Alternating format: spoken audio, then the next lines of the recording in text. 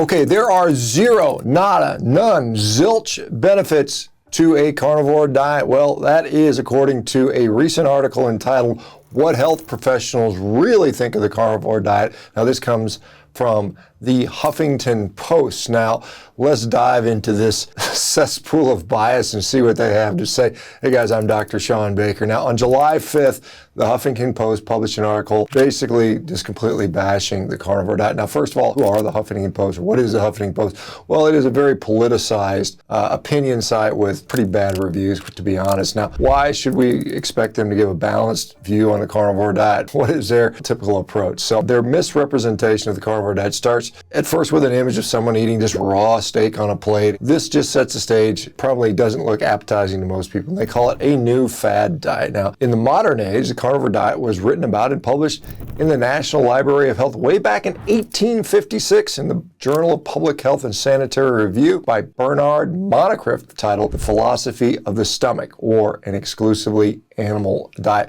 Others have written about it, including Dr. James Salisbury back in the 1880s. Yes, he's the one who the Salisbury steak was named after. People like the Inuit Native Americans and tribes in Africa have eaten a largely carnivore diet for millennia, so it is not a new thing. They go on to say that it causes a list of ailments such as bloating, heartburn, indigestion, but the truth is, these are the problems that people are solving with a carnivore diet. They do link directly to two success stories, though they put the term success stories in quote to somehow diminish that, to intimate that they are somehow not real, then later saying outright that, are any of these claims true? Who is the authority to say this? Well, they quote dietitian Sue Ellen Anderson Haynes, who says there's no benefit to this diet. I'm sure she has done her due diligence and read all the facts about the diet right. Well, would you be surprised that this woman is a vegan advocate? Of course she is. Who else would they query? A 2023 article in Curious points out that veganism has been associated with adverse health outcomes, namely nervous system, skeletal, immune system impairments, hematological disorders, as well as mental health problems due to potential for micro and macronutrient deficits. Then they go under the heading of toilet business and they talk about Joe Rogan and his 2 weeks of diarrhea while he adopted a carnivore diet. I'll tell you one thing, I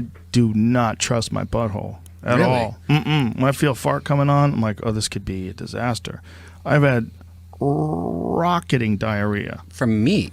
That's from all meat, yeah. But that was only when he first started, and it went away, and he did great. The article then goes on to quote Dr. Keepender Goyle, a gastroenterologist who predictably says, it causes a reduction in fiber intake, which is essential to gut health. It can subsequently lead to alterations in gut microbiota, constipation, increased risk of diverticulosis and diverticulitis. But is that even true? Certainly people we know on the diet actually get relief from these problems. How is that possible? Well, research shows that stopping or reducing fiber actually has been shown to help with constipation. And a 2015 article in Advances in Nutrition said that a low-fiber diet is part of the treatment in acute relapses of IBS, inflammatory bowel disease, or diverticulitis. They then mentioned scurvy. This is caused by vitamin C deficiency, but apparently only when eating a conventional diet. Vitamin C needs are much lower in a carnivore diet, as evidenced by the fact that literally nobody has gotten scurvy from the tens upon thousands and more people on this diet. Dietary sugar also competes with vitamin C absorption. Anybody's worn a CGM, what do they tell you?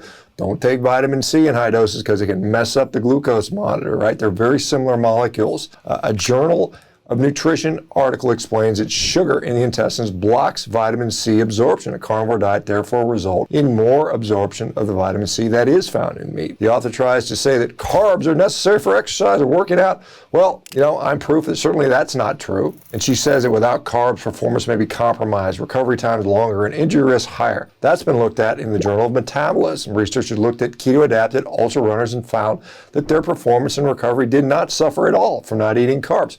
In fact, injury risks are much higher on plant-based diets, particularly the risk of fractures. Animal foods are the best protein sources compared to any other foods. Many articles have explained that, including one in the Journal of Sports Science and Medicine. They explain that animal sources have complete protein and plant sources do not. Then the dietitian in this article tries to make the claim that it's a restrictive diet and will cause tension and binging and leave us feeling emotionally unsatisfied. This is garbage. It's exactly why many people love this carnivore diet, because it actually solves those problems.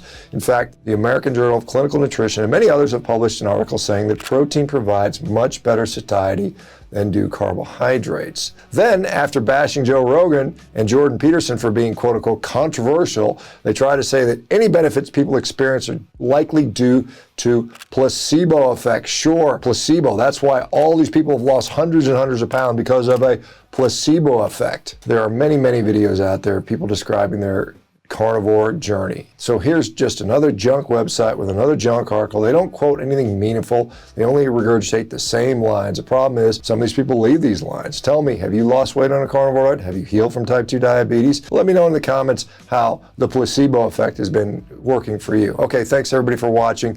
See you next time. You know, the good news is the more they step up these attacks, the reason for that is because more and more people are starting to do a carnivore diet or something similar and regain their health. And they don't want that. They don't want you solving your own problems. They don't want you, no longer hooked into their dependence, guys. Keep fighting a good fight. We'll see you soon.